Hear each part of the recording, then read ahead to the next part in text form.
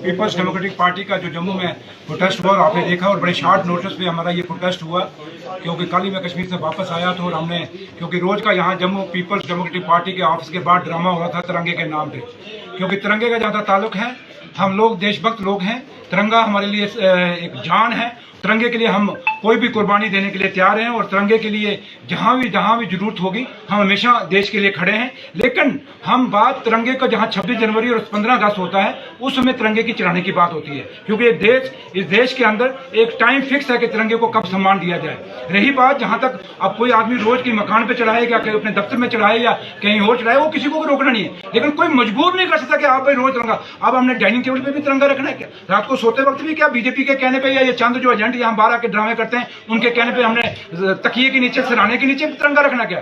तिरंगा हमारे दिल में है, हमारी शान है। रही बात महबूबा जी के बयान की बात आप बार बार करते हैं, महबूबा जी के बयान को तोड़ मरोड़ के दिखाया जा रहा है। मैं आपको साफ कहना चाहूंगा, आपके माध्यम से मैं जम्मू के लोगों को और जो देशभक्त लोग हैं उनको मैं क्लियर करना चाहूंगा। महबूबा जी ने कहा क्या? महबूबा जी ने कहा कि हमारा जो इस रियासत का जो सम्मान था, हमारा जो रियासत का जो झंडा था, उस झंडे को आपने रौंदा, आपने कानून को तोड़ के, हिंदुस्तान के आइन को तोड़ के, हिंदुस्तान के तिरंगे को बेइज्जत करके आपने वो कानून तोड़ा। क्योंकि 370 जो झंडा हमें यहाँ पे स्टेट का था वो किसने दिया था? हिंदुस्तान के आइन ने दिया था, हिंदुस्तान के तिरंगे ने दिया था। तो आपने जब आप कुछ करो तो देशभक्ति की बात है, जब हम असली मुद्दों को बाहर निकालें तो आप कहते हो देशद्रोही है। जब पीडीपी के साथ आपने सरकार बनाई थी तब हम देशभक्त बन गए थे, जब पीडीपी के साथ सरकार तोड़ी तो हम देशद्रोही हो गए। इसलिए पीपल्स डेमोक्रेटिक पार्टी आज असली मुद्दों पे बात कर रही है।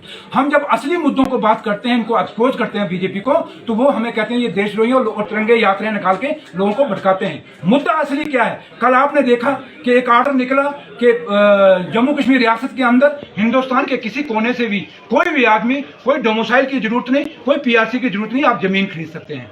भैया आप इसी बीजेपी ने जब आपने 370 तोड़ा था एक आर्डर निकाला था कि ये डोमिसाइल सर्टिफिकेट हम निकाल रहे हैं, अब बाहर का कोई भी आदमी यहाँ जमीन नहीं ले सकेगा, यहाँ कोई आके रोजगार नहीं ले सकेगा। लेकिन आज आप क्या कर रहे हैं?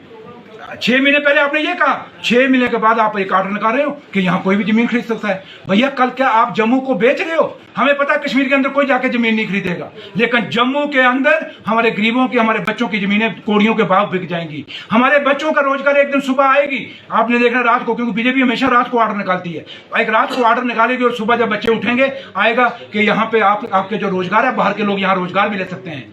भैया जम्मू कश्मीर रियासत में आपको बताना चाहूंगा कि ये एक टेल एंड पे रियासत है, ये आगे पाकिस्तान लगता है, इससे पीछे पूरा हिंदुस्तान है, लेकिन हिंदुस्तान की जो बाकी रियासतें हैं उनके आगे दूसरी स्टेटें लगती हैं। लेकिन हमारा इधर से कोना बंद है, क्योंकि एक साइड चाइना है, एक साइड पाकिस्तान है। जब वहां से रोजगार, हिंदुस्तान के बच्चे यहाँ आके रोजगार लेंगे और वहां से हमारा रास्ता बंद, हम आगे कहीं, हमारा कोई रियासत है नहीं जहां हमने जाना है, तो हमारा बच्चा कहाँ जाएगा, कहां रोजगार लेगा? इसलिए हम कहते हैं ये जो काला कानून आपने बनाया है, ये निकाला है बीजेपी वालों, जो जम्मू से आपने वादा किया था। इन्होंने तो वादा जम्मू से ये किया था कि हम आपको अलग से स्टेट देंगे, स्टेट देते देते इन्होंने जम्मू को यूटी दे दिया।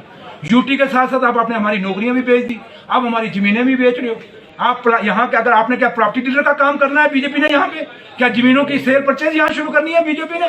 इसलिए आप बीजेपी ने 60,000 डेली वेजेस सड़कों पे बैठा हुआ है, पीएचई का या पीडीटी का, उसकी उनको कोई सोच नहीं है।